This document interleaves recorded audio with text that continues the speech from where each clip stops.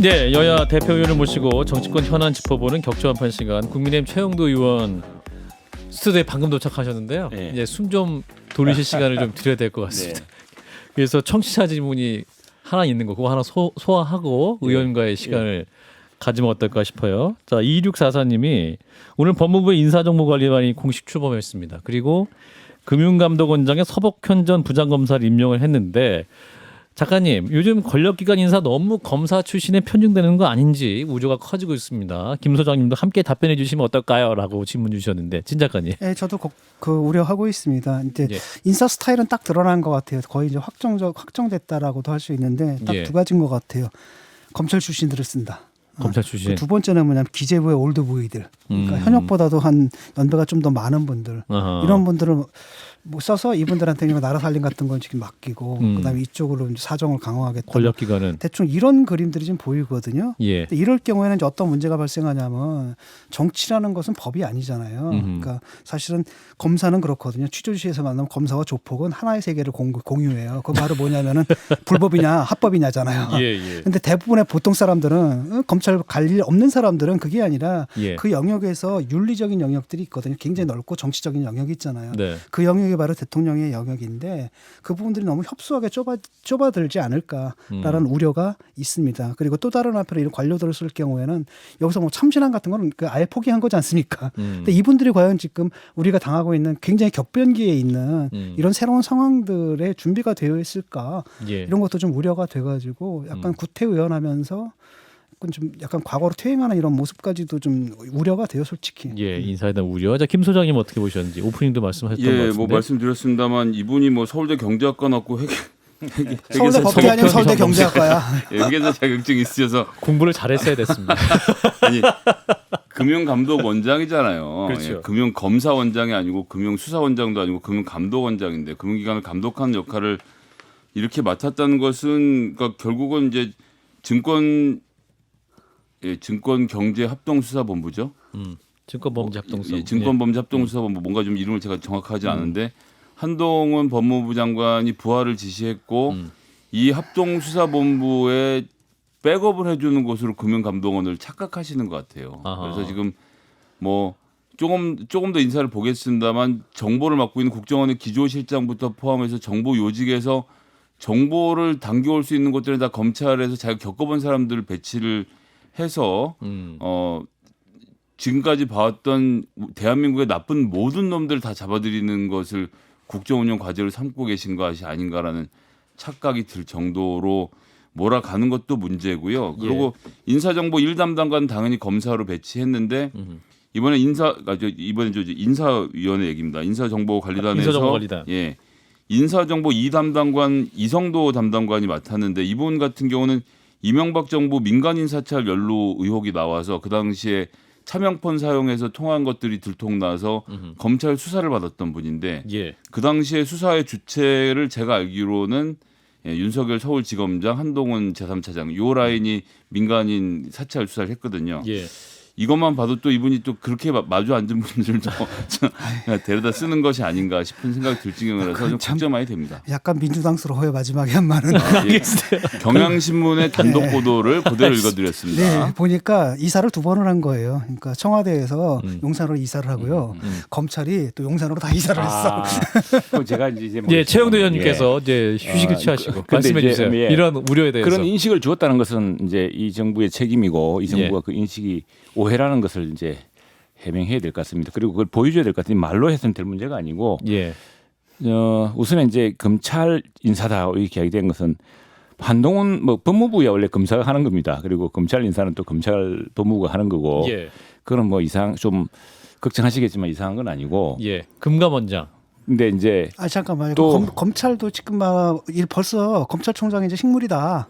그러니까 아무도 그렇지만 안 하려 한다 이런 느낌이 들고 실제로 뭐 그럴까요? 검찰총장 출신 대통령에다 한동훈 법무부 장관 있으면 뭐 누구 앉는들 예. 그러니까 이른바 검찰의 그 독립성이다라는 것의 개념이 지금 굉장히 희박해진 느낌이거든요. 벌써부터 좀. 근데 그건 좀 그런 인식을 줬다는 것도 매우 불행한 일인데 예. 어쨌거나 그 문제는 이제 앞으로 두고 보시면 하나하나 될 겁니다. 그리고 지금 구도는 이제 어쨌든 법무부에 검찰 수사 지휘권은 없었기 때문에 예. 그리고 민정수석실을 이제 대통령실이 없앴습니다. 그래서 과거와는 완전히 다른 구조입니다. 과거와는 근데 민정수석실은 이게 참 뭐 하는지 모르는 이 블랙박스 속의 권력기관이었습니다. 네. 근데 이게 이제 투명하게 다 나온 것이거든요. 그게 이제 그 과정에서 여러 우려들이 막 그런 인식을 또 보태는 것 같은데 첫 번째 청와대 비서관에서 몇몇 분이 검찰 출신이라는 것은 사실 그건 청와대 비서관은 대통령의 일종의 비서입니다. 그리고 청와대 정부 지난 정부가 청와대 정부였기 때문에 이 청와대 권력을 굉장히 하겠지만 지금 대통령 자체를 굉장히 작게 만들었고 그런 권력을 휘두르서는 안 되겠죠. 안 되고 예. 이제 금융감독원 그리고 그럼 검찰 정부냐? 지금 우리 이제 내각이 거의 다 국무위원들이 다 임명됐는데 예. 국무위원 중에 검사 누가 있죠? 지금 한동훈 법무부 법무부 장관. 장관밖에 없죠. 굳이 타자면 원희룡 국토부 장관도 그분은 검사 출신이에요. 오래전에 아니 세탁하신 분이죠. 검사들하다가 장관 시킬 수는 없는 일이고요. 그래서 근데 예. 국가보훈처장도 검사 출신이고 법제처장도 검사 출신. 법제처장은 원래 그렇고 기획조정실장도 국정원 검사 출신. 기획실장은 지난번에 우리 저 잘 아는데 우리 신현수 실장도 문재인 정부도 검사 출신 썼습니다. 네, 그리고 예. 이제 국무총리 비서실장도 책임 총리를 맡기겠다라는 뜻과는 달리 또 그건 좀 약간 검사하고는 관계없고 아닙니다. 그분은 지금 국무조정실장은 수출입 은행장 비서실장. 비서실장. 국무총리 비서실장도 순천지청에 있었던 국무조정실장은 박문규 은행장이 됐고요. 국무조정실도 아마 상당히 감찰 기능이 강하다. 잠깐만 제가 말이 다 안 끝났는데 예. 그래서 사실은 내각을 따져보면 그렇지는 않은데 이제 이런 인식을 줬다는 건 좀 문제가 있습니다. 이런 인식은 정부가 차차 실적으로서 또 운영 과정을 투명하게 보여주면 해소해야 될 거고 예. 금융감독원은 사실 그렇습니다. 금융감독원은 제가 기자 때 그 당시는 이제 감독기관 3개였습니다. 은행 정권 보험 이래서 참 그걸 갖다가 금융감독을 합친 게 1997년 8년인데 예. 그 기구가 이 금융감독을 하는 게 굉장히 중요합니다 사실은. 그리고 근데 이제 또 우리 그 소장님이 아까 쭉 경력을 읽어보니까 그 단지 검사 출신만은 아니구나 공인회계사에. 그리고 이제 사실은 금융감독원이 금융감독하는 칼입니다 칼. 그렇죠. 예. 그 칼이고 과거에 뭐 시민단체 출신도 한번 문재인 정부 초기에 임명했다가 바로 물러나시고 김기식 전 하기도 원장. 했는데 지금 금융 범죄 이거는 지금 저는 이 생각합니다. 우리 금융 이런 것들은 굉장히 발전하고 있기 때문에 뭐가 자꾸 규제의 칼을 들이대면은 자꾸 뒤처지고 시대를 못 잡습니다. 못 잡는데 네.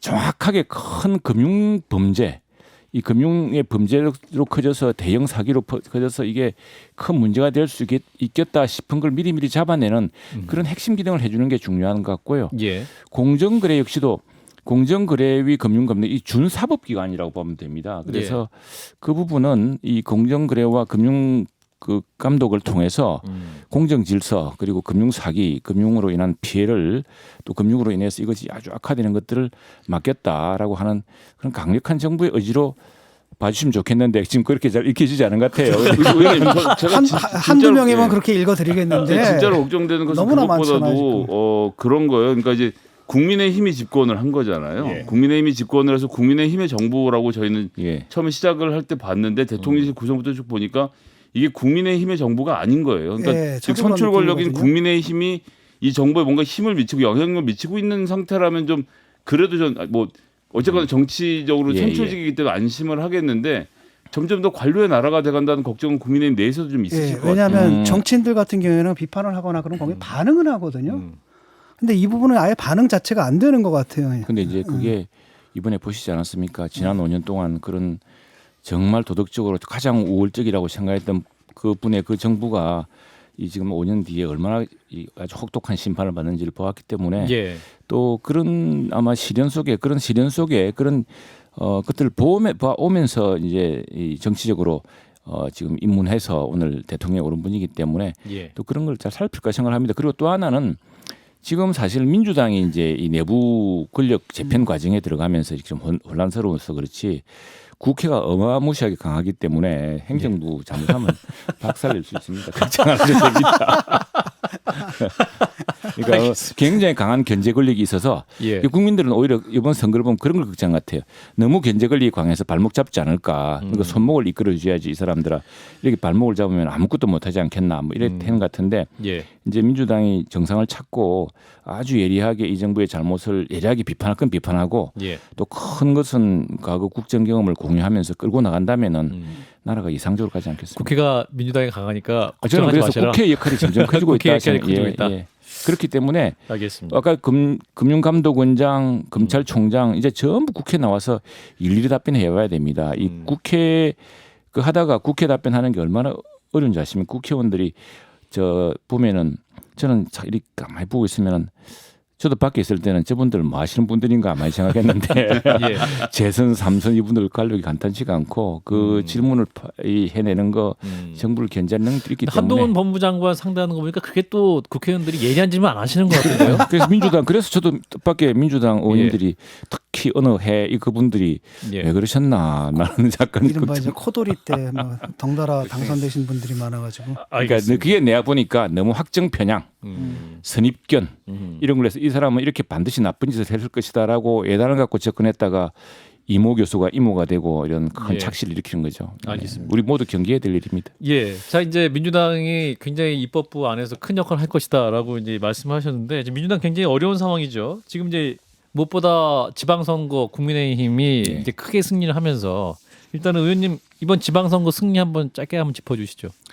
아 이게 사실은 5년 전 우리를 거꾸로 보는 것 같습니다. 음. 5년 전 우리를 이게 지금 민주당에서 그래서 민주당 의원님들이나 우리 또 방송에서 이렇게 이야기하는데 5년 전 우리가 탄핵을 당하고 대통령 선거에서 그때는 대패했죠. 예. 대패했는데 그분이 다시 당 대표가 되어서 또 지방 선거에서는 이제는 견제를 해야 될 때라고 여당을 비판하면서 예. 촛불 정부의 무능과 위선을 보았다고 막 공격했는데 국민들은 오히려 야당을 심판했죠. 예. 그게 끝인 줄 알았습니다. 그랬더니 또 국회의원 선거 때 그때는 정말 이제 이 정부로서는 안 되겠다 생각하고 우리가 총공세를 퍼붓는데 또 야당을 심판해 버렸습니다. 그래서 예.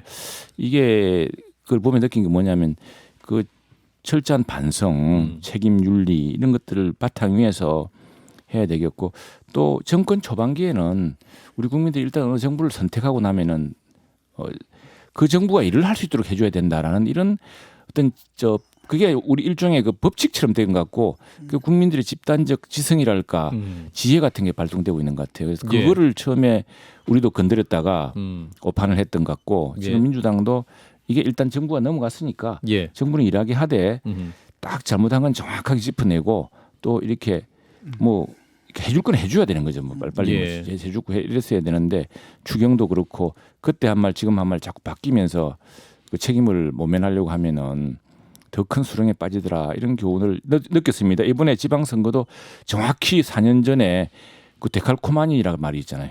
정확히 정반대로 딱 찍어서 그렇게 나왔습니다. 그렇군요. 그거 보면서 야 국민 여론이라는 게 국민의 심판이라는 게 일정한 법칙이 있구나 이런 걸 느끼겠습니다. 근데 그 국민의힘 최고참인 정진석 의원 이제 국회 부의장이죠. 우리가 잘해서 이긴 건 아니다. 맞습니다. 반사이기죠. 반사이기도 하고. 예. 윤 대통령에게 큰 빚어진 거다라고 말을 했는데 의원님 동의하십니까? 다시 5년 전 과정을 지금까지 쭉 복기를 해보면은 네.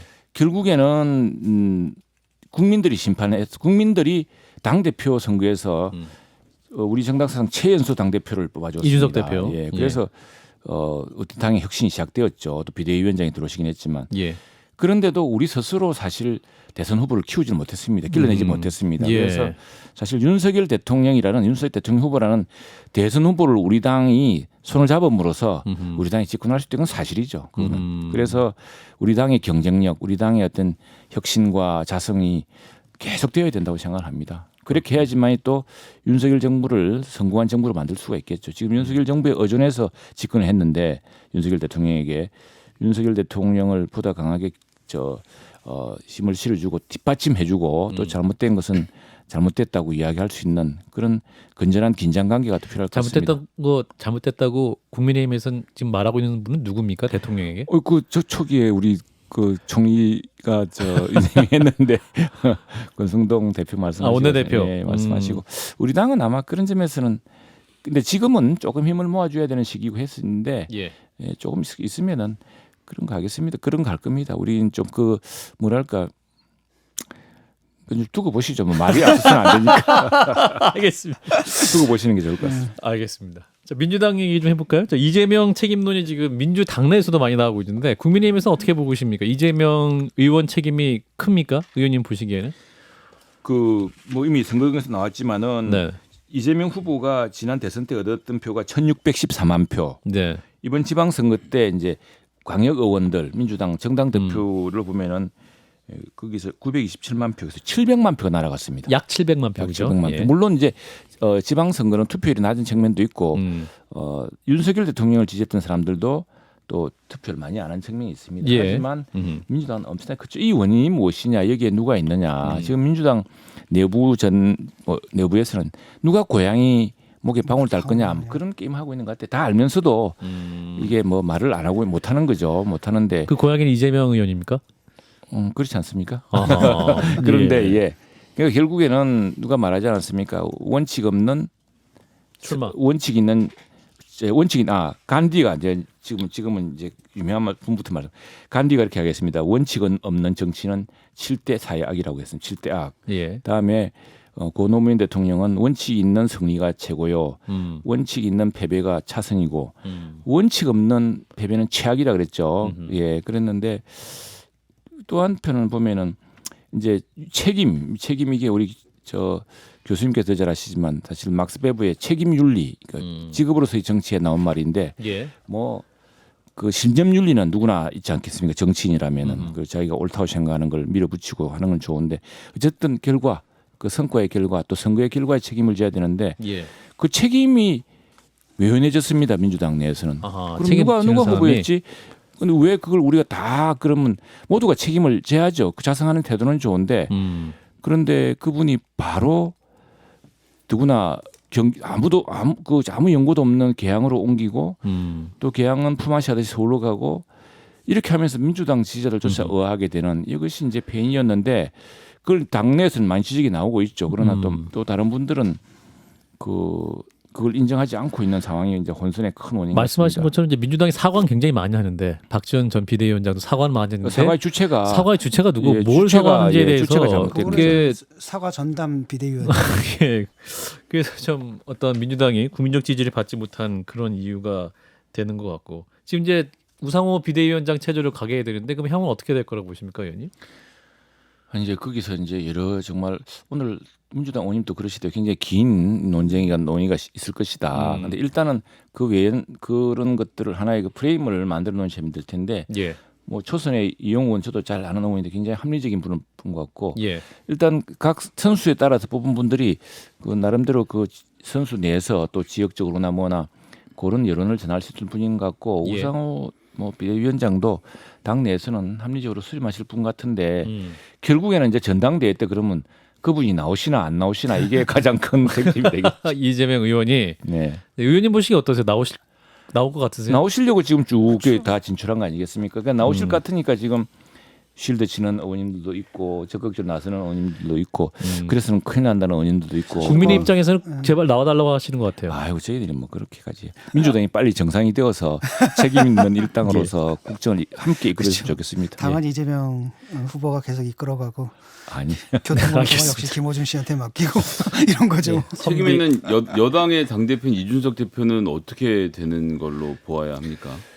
지금 우리 6월 하순에 이제 윤리위원회가 있죠. 그게 하나의 이제 분수령이 될 텐데 한 달 연기돼서 뭐 진실의 시간이 오고 있는데 진실의 시간이 오고 있습니다. 예, 오고 있는데 뭐 그 부분은 그 진실에 따라서 결론 날 부분이죠. 그런데 윤리위에서 충분히 판단할 수 있는 문제다라고 의원님 보시는 겁니까? 그렇습니다. 예. 아 근거도 명확히 윤리회가 판단할 수 있는 근거가 있습니까 지금?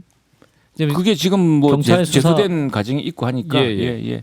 있는데 그 참 그것도 이례적입니다. 그건 난 우리 당이 한편으로는 참 어떻게 보면 건강하다라는 증거인데 뭐 그게 어떤 뭐 뒤에 뭐가 배우가 있어 그런 게 아니라 그 이게 이제 어쨌거나 젊은 최연소 정당 대표 그대 정당의 대표가 되어서 두 분의 선거를 어쨌든 이겨낸 당 지선과 대표 대선. 당 대표 아닙니까? 예. 거기서 핵심 역할이 얼마나 큰거와 별도로 어쨌거나 그 간판으로 그 대통령 후보와 또 당 대표도 역할을 했고 아이디어도 냈고 이렇게 했는데 이제 그 당 대표를 바로 선거 끝나자마자 윤리위에 올린다는 그 정당 참 대단한 정당 아닙니까? 근데 이제 사실은 4월에 윤리 제소가 된 과정부터가 선거를 앞두고 당 대표를 제소하는 정당이 어딨나 저희는 또 이렇게도 보였었거든요. 그러니까 그게 그 윤리적 문제에 대해서 그게 의혹 수준이라 하더라도 그 문제를 그건 분명히 가리겠다라는 당내 의사가 아니겠습니까? 근데